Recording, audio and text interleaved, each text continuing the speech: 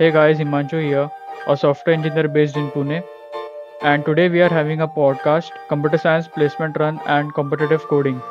Here we are fueling your placement aspirations with expert insights. A little bit about us. So, this podcast is brought to you by DevCrusade, and at DevCrusade, we are helping aspiring software engineers to achieve expertise in their interested domains through collaborative learning. So, we are helping you guys to get placed in IT and product based companies.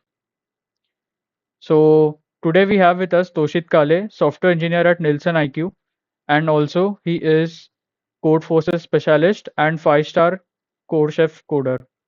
So welcome Toshit to this podcast, and I'm pretty sure that our today's podcast is going to be very valuable for all the attendees.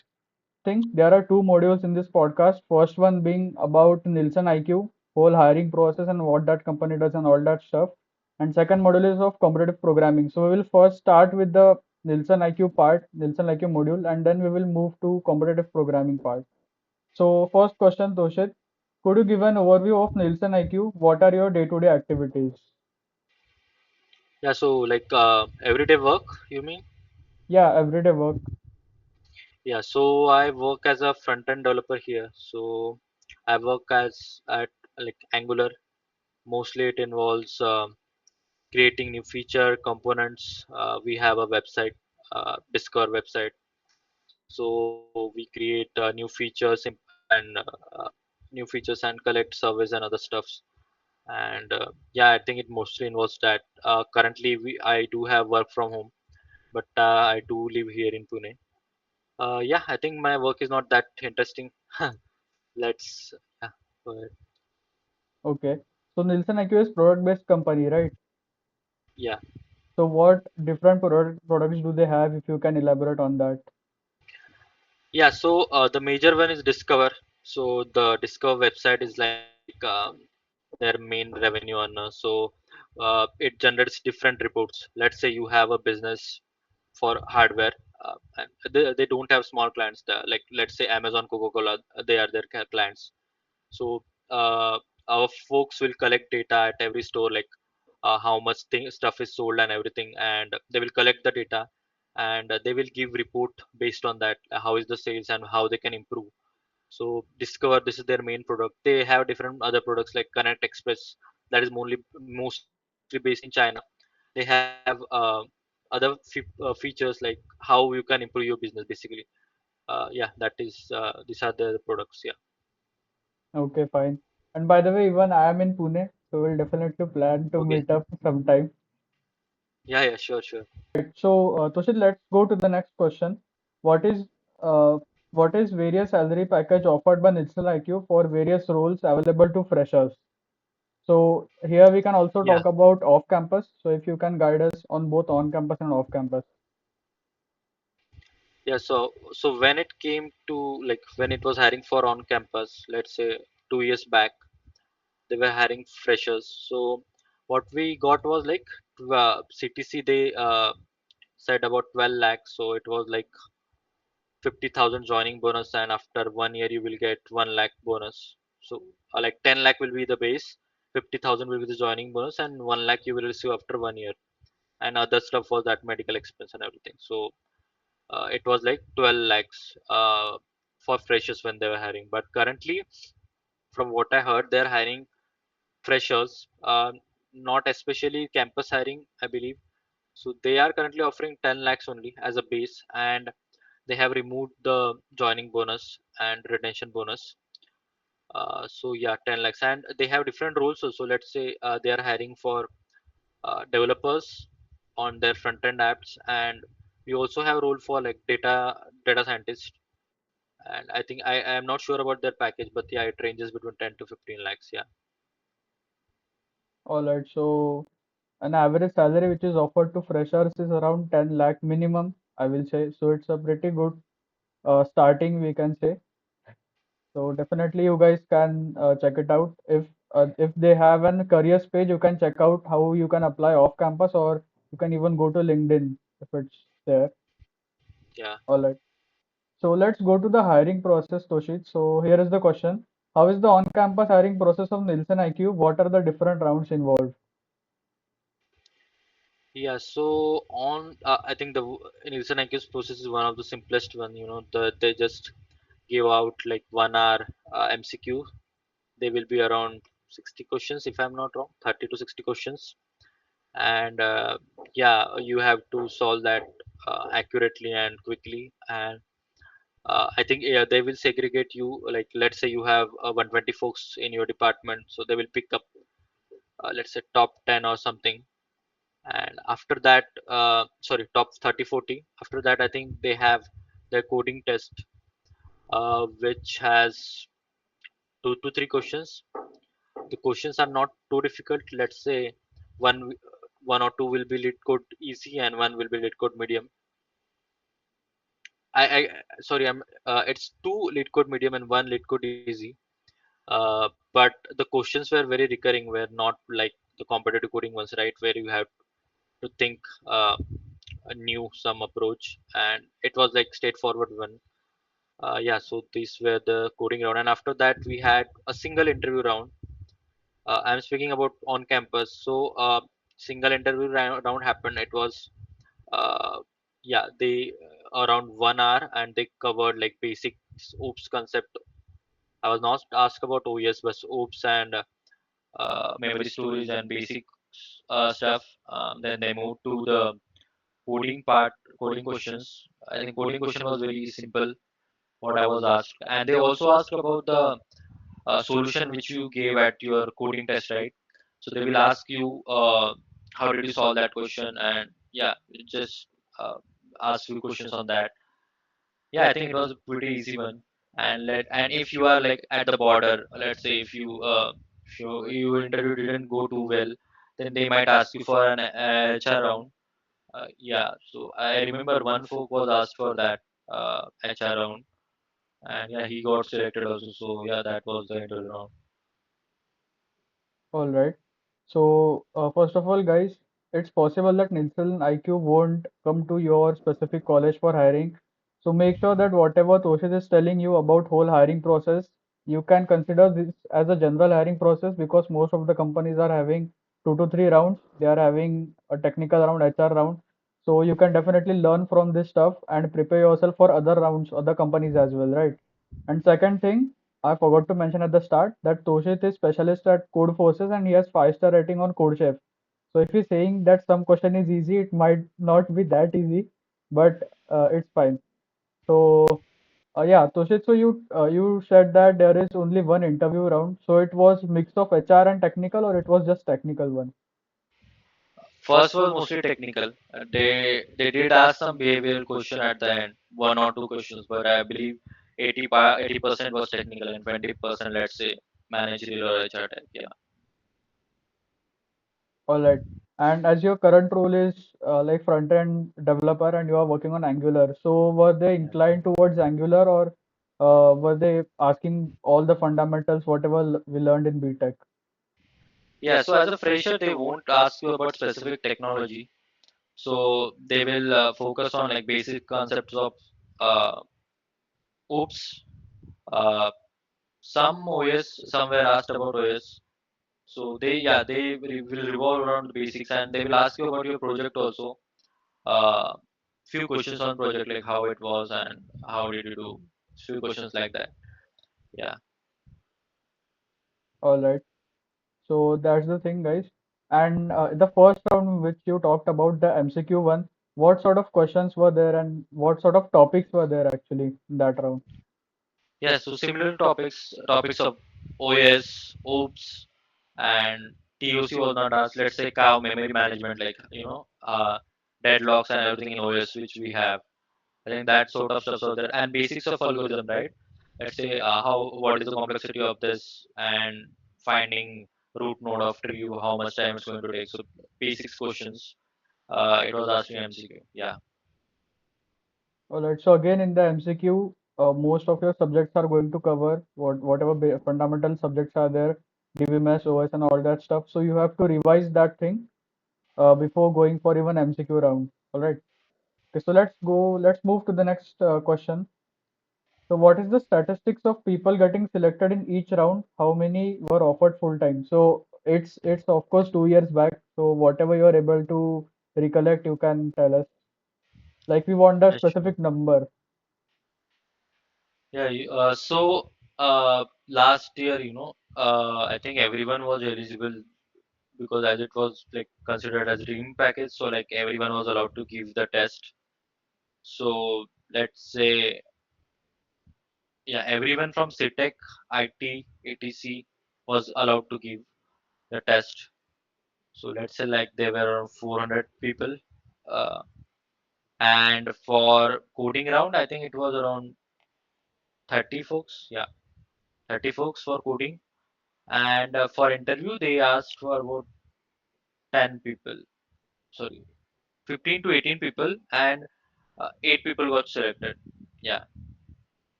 All right. yeah, this is around. Yeah, and actually the 8 people were selected for internship. So actually they came for internship plus full time role, but due to the COVID and everything, they went back and they didn't offer full time to everyone. So I was the only one left there. Everyone was not given full time.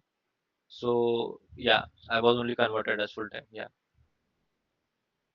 All right. So from this huge number, only one was offered full time. So you can look at the statistics, guys, and brace up yourself for whatever product-based companies are there because they are going to be very selective in hiring. All right.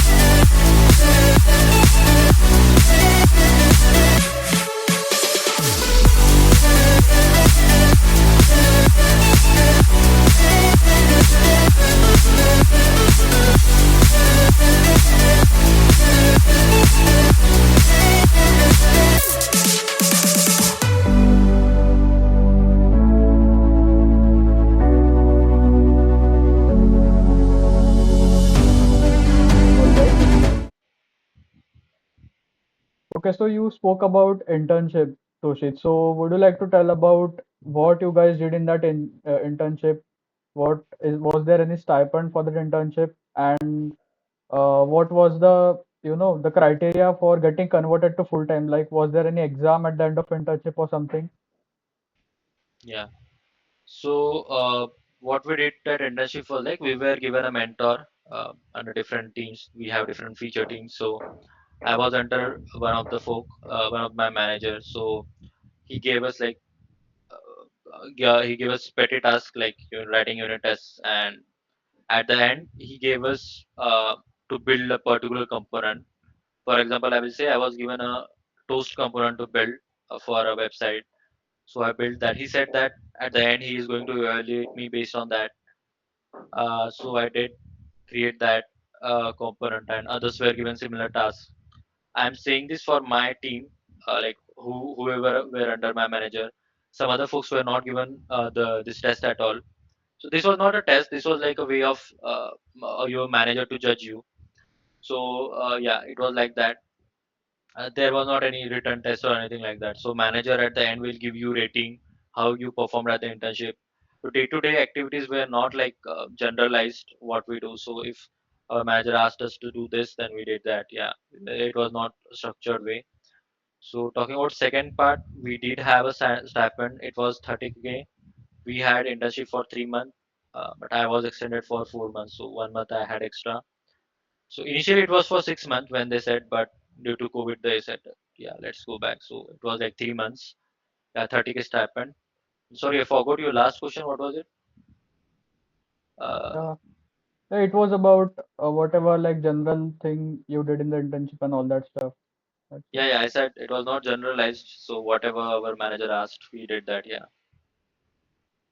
All right. So you had 3 months, 4 months of internship, and then immediately were converted to full time.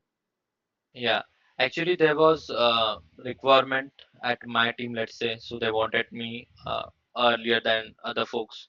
So I joined like, yeah, I just after I have completed my internship, I joined just back. Otherwise, other folks got 15 days off, but yeah, I joined just. I think. All right, fine. And you spoke about like you are currently working from home. You are in Pune. So, Yeah. what are different locations Nielsen IQ has headquarters in India? And like, how is the work from home policy? Like, it's open to all or something different? Yeah, so work from home is like for 1 year, like it was like complete work from home. But now they asked usually to come once in a month. It is not compulsory at all. Depending on your manager, he will ask you to come. And work from, yeah, it's complete work from home, 100%. But yeah, we have events and everything, so they usually ask us to come once a month. Yeah, and headquarters, we do have two headquarters. One is in Pune and other one is in Chennai. Chennai one is very big. I think around 5K people are there, whereas in Pune we have 800 to 1,000 folks only. Yeah, All right, so it's a pretty huge company if we are speaking 5K plus 800 people. So, that's right. Okay, so let's move to the next question. So, uh, So the question is, what is the eligibility criteria of Nielsen IQ based on factors like CGPA and BACS? So you of course told that it's open to all tech related branches. So yeah. what was there any CGPA criteria or certain BAC criteria? I don't remember that. I think it might be it's 6.5. Yeah, it was not very strict. I remember it was very lenient. Yeah, 6.5 around 7 around. Yeah. Okay, fine. By the way, let me tell you that last that in 2024 batch students, so whatever companies came, they had actually increased the criteria, and the highest Oh, criteria was literally 8.5 CGPA, which went oh. 8.5, and even they were saying that we should have more than 80% in 10th and 12th. So because of like high recession, this also got affected the criteria. So Hmm. definitely guys try to keep your CGPA more than 8 if possible. It's good to have that. All right. So this was all about the Nielsen IQ hiring process and all that stuff, the first module. Now let's move to the competitive programming one. Of course, if you guys have any doubts, you can put in the chat. We will take on the Q&A later on at the end of this session. So the first question, Toshit, about the competitive programming part is, what are your achievements as a competitive programmer? So just let us know. Like you can, if you have any good rank or something, you can tell about that so that people can get the perspective of what currently your rating is. Yeah, so competitive coding, I think we mostly saw use two platforms, right? Codeforces and Codechef. So yeah, I was giving Codeforces contest a lot. I used to like that. So yeah, I was specialist rated, so it was like 1550 rating. So it's not like too great. I believe if you have an expert rating, right, it's good to have because whenever HR or someone looks at your resume, it looks good. So I was not an expert, like I was just a specialist. And Coach Chef, I was like 5-star rated. My rank was pretty good actually. I was like under 1,000 or something at some point of time in Coach Chef, all India level. And yeah, that is it about my profile. Yeah, I do started using lead code, but it's very recent. So I just started giving contest last week. Yeah, so nothing to talk about that. Yeah. All right. So as you mentioned lead code, so what do you suggest if we are looking to get good package in a good software based a product based company? So should we do competitive programming or should we do lead code or DSA? Yeah, actually it depends. Like let's say you are very early in your college days or second or third year. So I would recommend going with the CP because it helps you build your logic, right? How you can approach different things. But let's say you are later in the later half of your college years, so you need to focus on lead code. This was not the same. Let's say 2 years back, this scenario was not same because we had plenty of jobs, and even CP was enough for you to get good jobs. But now I think if you want to target big product based companies, right, you will need to do lead code. It's good to have good profile on lead code and like have a 2000 plus rating at least. And yeah, I think it will attract HRs, talent acquisition folks. So yeah, if you are in fourth year, go ahead with lead code, solve blind 75. That's the sheet, right? So you can go ahead and solve that. Yeah. All right. So let's move to the next question. So can you share your journey in competitive coding? How did you start and what kept you motivated? Yeah, so I started, I think, very early in the second sem itself. So one of my senior was there, not the college senior, the other one. Yeah, he said just start solving problems because it's not sure that big product-based companies will come at your college. So I was preparing beforehand. So I started with Hacker Earth, solved 100, questions around, and got acquainted with your language, whatever you use. Let's say C++ I was using, so I solved questions so that I'm aware of the syntax and STL whatever we have on the language. And after that, I started with Codeforces and Codeship both. I was giving contests regularly. Yeah, and slowly, I think I did that for around 1.5 year.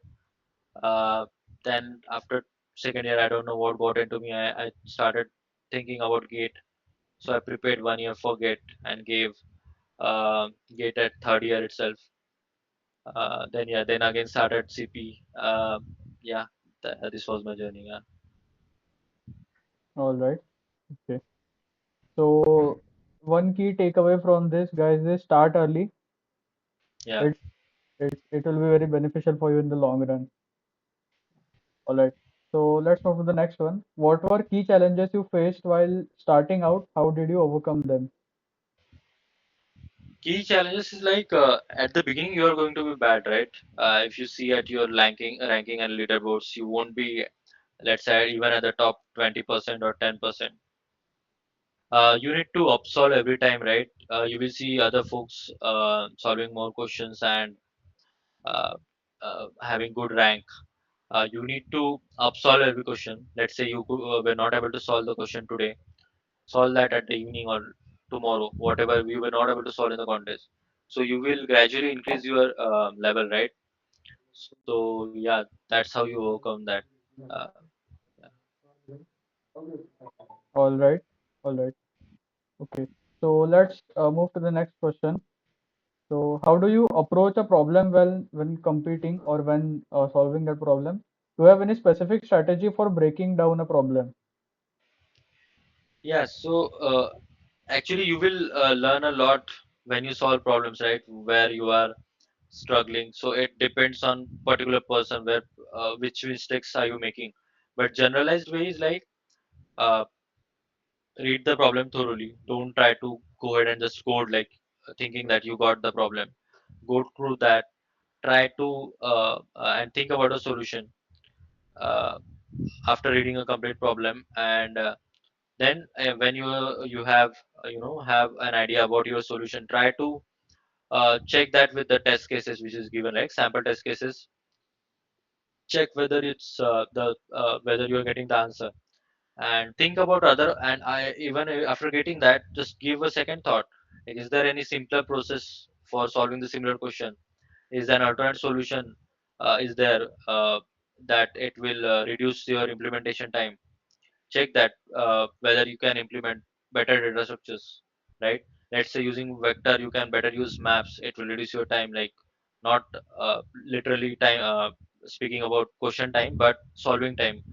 So you can use different data structures which can improve your uh, time for solving the question. So yeah, I think you will get this issues right when you solve a problem. So now even if I solve a problem, right, I understand whether I'm making mistakes. So you need to always improve. So whenever you solve problems, you will understand. Yeah. So just keep on solving questions. Everyone will have different problems. Yeah, you will get it by yourself. Yeah. All right. Okay. So let's move to the next question. So the question is, which language to choose, what should be an ideal roadmap to reach 5 star in CodeChef or even specialist in Codeforces? So some of like few folks are having confusion in should we choose Java, should we choose C++. So if you can guide about that. Yeah, so if you want to, specifically focus on CP, then go ahead with C++, because it has lots of tools, right? It makes job of writing your code simpler. You will use less lines of codes. So C++ is better, but let's say you also are you also want to pursue development and build something. You can go ahead with Python. It's up to date language. Java I will not recommend because uh, currently, even though we think that Java is used extensively, but times have changed now. People are moving to Python and latest technologies. So I don't think Java is that useful now.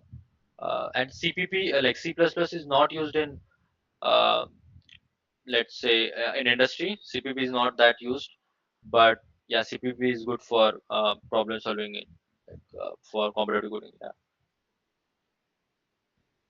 All right.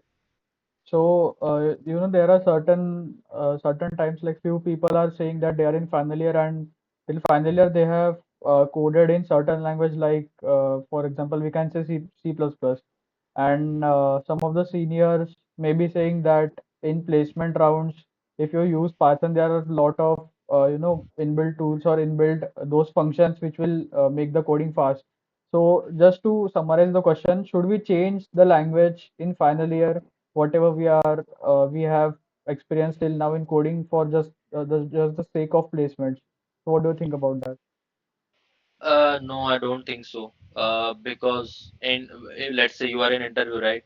They won't allow you to use lots of libraries, right? Like apart from sorting or anything, they won't allow you to use that functionalities, built-in functionalities. So it's better you stick to your language which you know, and it's not better to just switch for the sake of using that inbuilt functions. Yeah. All right. And one advantage of over Python, I think that in C++ we have to write everything at the lowest level, right? There are Yeah. not much libraries with compared to Python. So we are better, actually we are knowing the fundamentals that how to code and how to do those small things by writing a line of code for each of those things, right? So that is one advantage of using languages like C++. I think that is the reason people start with C because it is the most basic language and most low level language with respect to other ones. All right, let's move to the next question. Okay, so how do you manage time during contests or even placement coding rounds? Can you share tips for prioritizing problems and not getting stuck on one?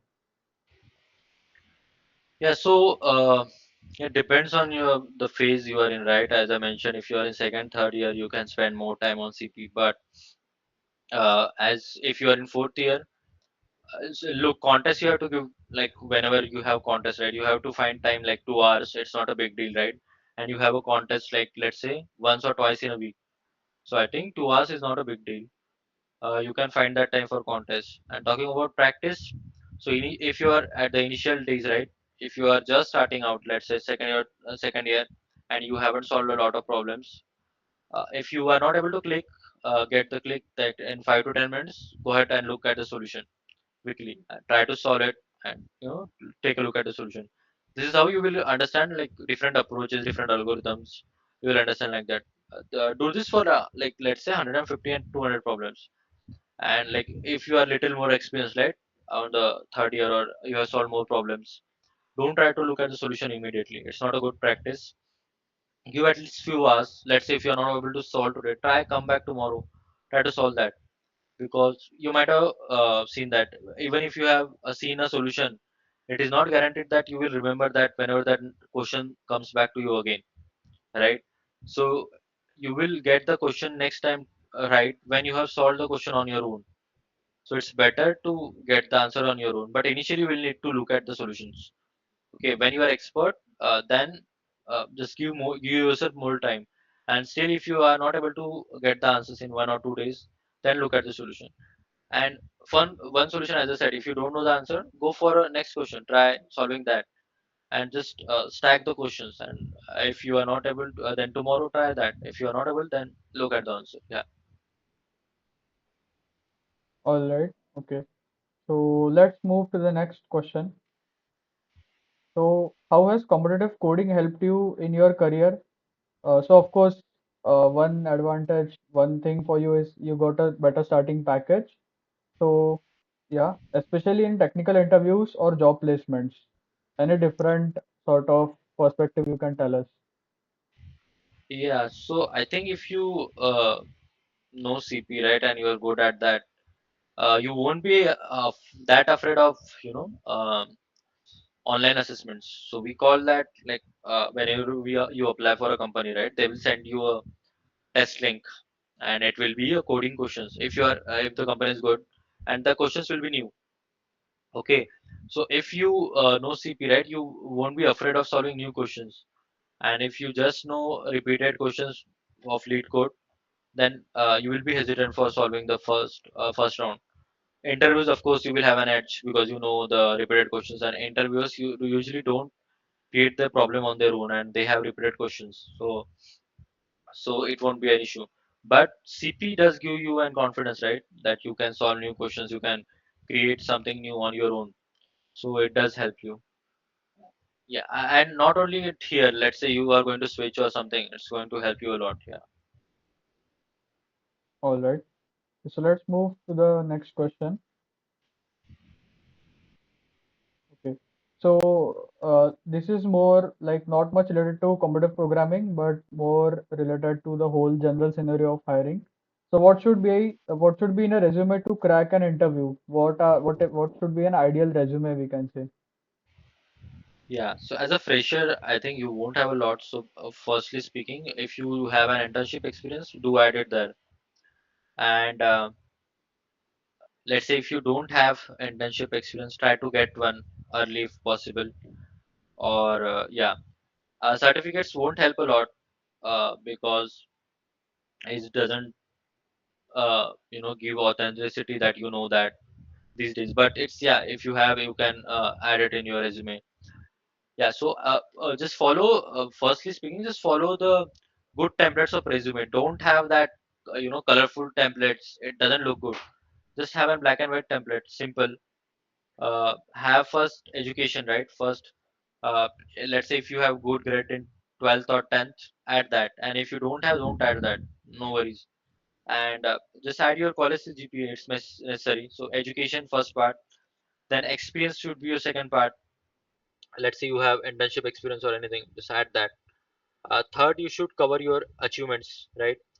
So whatever achievements you have, let's say you have given some college contest and won, cue that. Just create a more hype around it, even if it's not a big contest. Let's say there were 500 people and I came third, fourth. So just create an aura around that achievement, or your gate score. If you have good gate score, at that.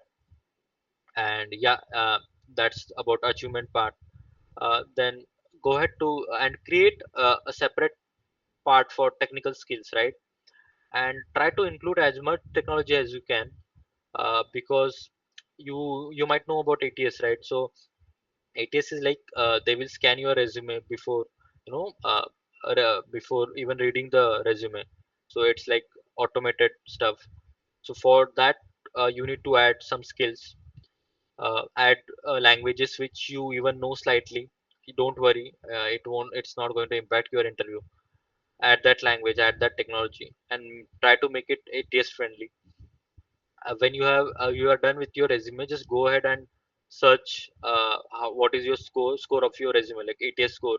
I think lots of platform is available where you can upload and check how your resume is performing. So yeah, this is the steps, and at the end, it's not a compulsory step, but if you have extracurricular activities, let's say you are head of this or head of that, you know this, so you can add that at the end. Yeah. All right. So guys, we are going to the last question of our today's discussion. If you have any questions to ask to Toshit, you can drop in the chat. So here is the last question, Toshit. Uh, so what would you like to add on which we would have missed in our today's discussion. So it can be related to Nielsen IQ, it can be related to hiring, it can be related to competitive coding, whatever you can tell others. Yeah, I think for recent times, I will prioritize, guys, just apply. I am seeing lots of folks saying that I will prepare this, I will just do that course, and then I will apply. So there is 1% chance of success, but let's say if you apply for 1,000, you will have 10 shortlisting, right? Even if there is 1% chance. So you just need to apply more. Times are hard, but you need to apply more. You will get success eventually. And try to give more time to the your resume. Just spend one day on building your resume firstly, then just apply more. Whatever is the opening, just apply more. If you are not getting shortlisted, just apply more. And try to daily solve lead code problems. I will recommend, if you are at the fourth year, right, then just solve lead code problems and get acquainted with the questions, how they are. I think, yeah, then you will definitely achieve success. All right. So you spoke about applying Toshit. So there is one recent thing which I read that few of the applications on LinkedIn, LinkedIn especially, we used to apply. So few of the applications are like sort of they termed it as ghost application or something. So if they said that if any job posting is older than 3 weeks, so it is possible that company is just posting the that job post and they are not actually hiring. So it is possible if any post is more than 1 month ago or something, even if you apply on that post, they are not going to reply you or not going to articulate whatever further steps are there. So I would like to tell you guys a little bit about us, about DevCrusade. So just let me go to the screen. So yeah, so we are having one placement run program where we cover all the stuff, where we cover DSA, core, aptitude, full stack, data, major project. So that project is actually, not identical to your college major project. It is uh, a project related to any specialization which you choose. So it can be full stack or data. It will be a big project. We can say a capstone project. So I hope my screen is visible. If not, please drop in the chat. So this is whole 6 months program, and we are starting from 18th of October, and it will go to the next 6 months. And here we are going to cover pretty much all the stuff, whatever there is which is required for software-based placements. And here is our website devcrusade.in. So this is a platform, and on the same platform you guys are going to get a sort of a profile, your own profile. You will get your own login, and in that login, whatever language you choose for this placement run, we are offering all the three languages: C++, Java, and Python. So whatever language you choose, you are going to get a roadmap. You are going to get a task based roadmap. So whatever task you are completing, you can drop it as mark as complete directly, and you can move ahead, right? So these are some of the different features which our website is offering. So task tracker, learn with personal login, level up with XP. Of course, we are having experience points. So we also have leaderboard, and that leaderboard is ranked based on experience points. So as you guys are completing the task, you are awarded points, and according to that, the leaderboard is updated. So you can just compete with your peers, whoever are there in that particular program with you in the same language, and you can move ahead. So we have weekly live discussions, frequent assessments, and of course you are going to get certifications. So here are some of the feedbacks. So you can just take a screenshot. So these are our current program members or past ones. You can take a screenshot and read the feedback later on. It's fine. All right. So thank you, Toshit, for joining us. It has been a great, having you on board and sharing, and you shared pretty valuable insights with us. So it was amazing having you on board. Thank you for joining us. Yeah, thank you, same here. Yeah. All right, guys. So as I said, I will drop his Toshit's LinkedIn link. You can reach him there. So thank you guys for joining. We'll meet pretty soon.